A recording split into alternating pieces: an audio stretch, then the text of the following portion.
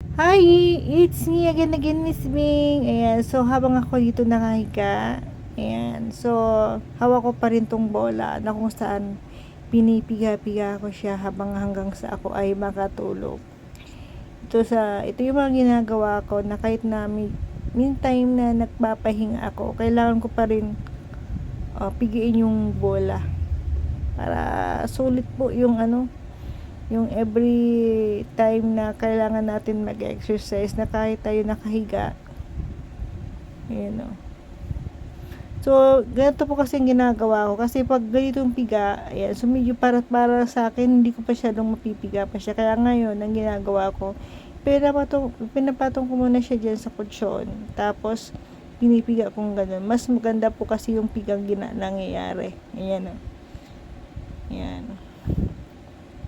So, at least pigin natin to mga 100 times para sulit na sulit yung pagpipiga natin. Habang pinipiga natin yan, tapos iunat po natin yung kamay. Ayan.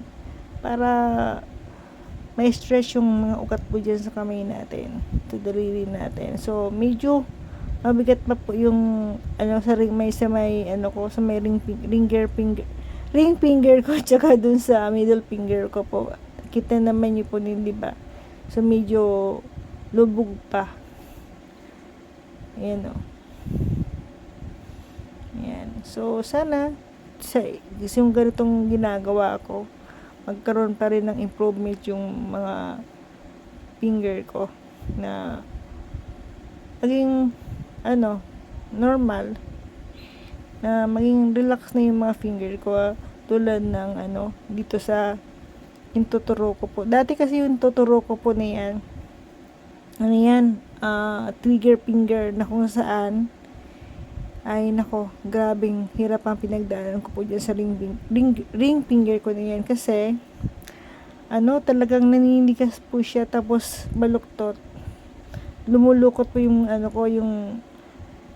yung tuturo ko na yan. Pero ngayon tingnan niyo po, wala na po siyang paninigas. Wala na po siyang spasticity or di na siya trigger finger. So, ito po yung ring finger ko, tsaka yung middle finger ko. Ayun talaga napuruhan. Kaya hanggang ngayon, huli pa po siyang gumaling. Actually po, ito na lang po yung problema ko about sa recovery ko dito sa strokes. Ayan.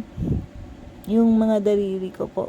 Saka yung yung hinilit ko po, medyo masakit, mayroon pang konting sakit pag nagko-close open po ako.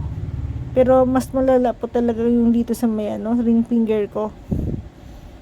Talagang masakit po yan. Habang nilubuka ako po yan, masakit po yan habang ino-open ko. So, hopefully, abangan po natin ang full recovery ng mga daliri ko po. As of ngayon, nasa July 6 na, 2024. Actually po, 1 taon na po ako na stroke survivor. So, medyo talagang matagal yung recovery po ng itong dalawang daliri ko po. Actually po, 1.5 daliri na lang. Yes, anyway, thank you for watching and follow for more dito sa aking Facebook page po. And don't forget to visit my YouTube channel, Miss Bing Moto. Thank you for watching.